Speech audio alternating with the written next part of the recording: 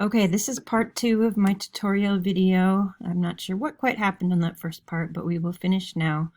You can see that we have this ready to go.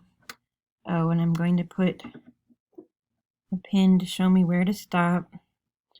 I'm going to start a couple inches below my yellow pin, so all the way around, and stop at the pin, leaving a couple of inches space so that I can turn this inside out.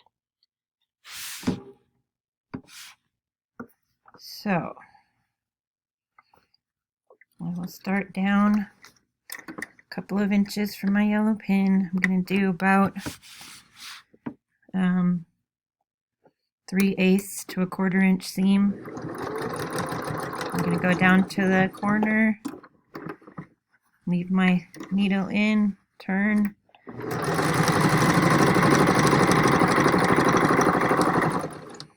Looks like my elastic came loose. I'm going to have to repin it.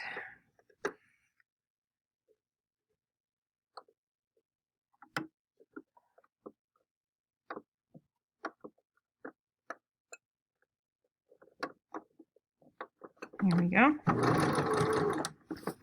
Turn at the corner.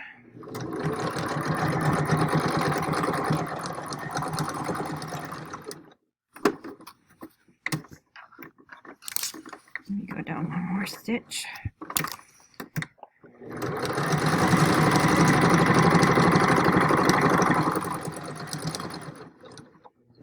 And then on this last side, I'm just going to go down as far as my yellow pin, which reminded me to stop. So I'll pull off my stitch, maybe cut off a few of these strings, threads, take out the pins, and I'll turn this back to the right side.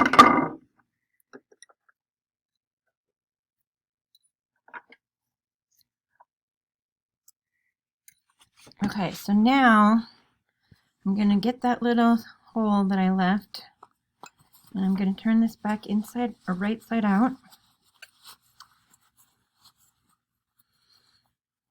Oops, pulled the wrong layer. It's got to be between the second and third layers where my elastic is.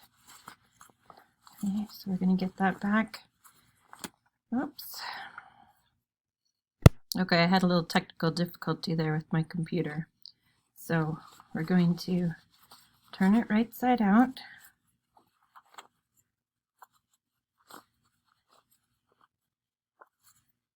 I'm going to use the elastic to help pull it out into the general shape. Then I use the edge of my scissors. You can use, if you've got a knitting needle or anything like that. I put it inside here and get to the corners. Just kind of poke the corners out so that it makes for a nicer finish, so it's not so bulky and it's more of a rectangle.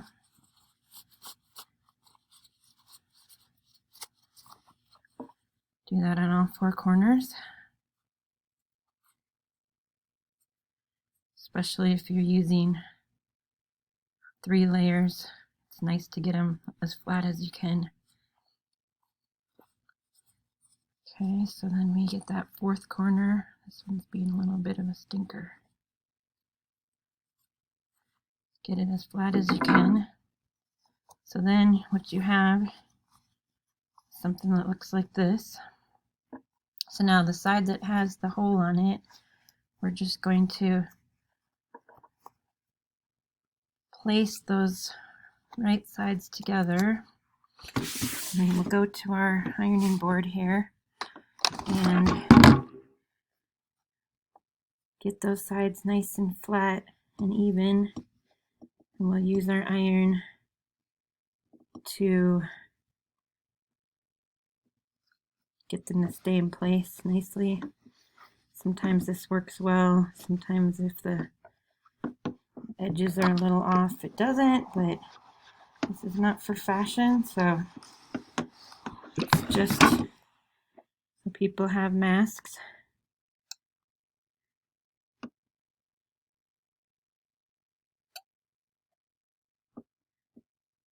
And then I'm going to get the rest of it flattened out. Now you could just go ahead and do your pleats right away, but I've found that it doesn't take that much time and it makes it a lot easier if I just go ahead and sew this edge right away. That way it's nice and secure when I go to do my pleats. So I'm just going to go ahead and make a stitch all the way down this side to close up that space. And that way it'll lay flatter. Okay. Clip some threads. Now I'm going to make my pleats on the ironing board again. So I'm going to take my mask, and I usually put 2 pleats in. I find that works best. I've seen some patterns that do 3. I go about 1/3 of the way up, and I just make a pleat, make a fold going up like that. And I take my iron, use the steam, and just press it down for several seconds to get a nice flat fold, especially working on the edges. Then I go about 1/3 of the way down, or from the bottom, and do the same thing, another pleat. You could pin these if you wanted to. I usually don't because it takes more time, but the first few times you might want to pin it just to keep it in place a little bit better. Alright, so we're back to the sewing machine. We're going to sew all the way around a top stitch, although I have found that on the 2 sides that have the elastic, I try to go a little bit further in, about 5/8 of an inch, and then on the top and bottom I just do a nice close stitch to the edge. That way it holds the pleat in place a little bit better, or you could go just right around the edge, all 4 sides.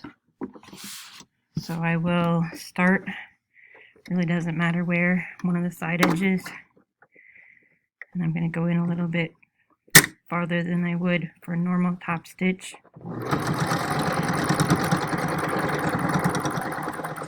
And on the bottom I'm going to go close to the edge.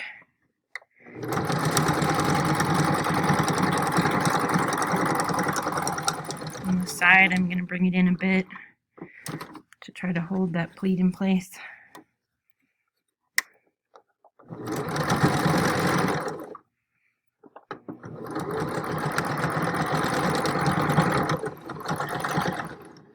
Then on the last side, we're going to go close to the edge.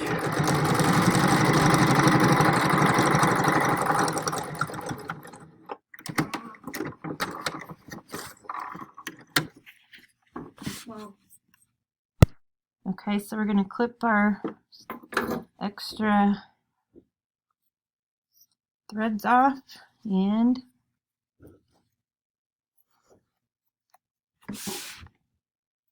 we have a mask. Let me know if you have any questions. Hope it was helpful. Bye.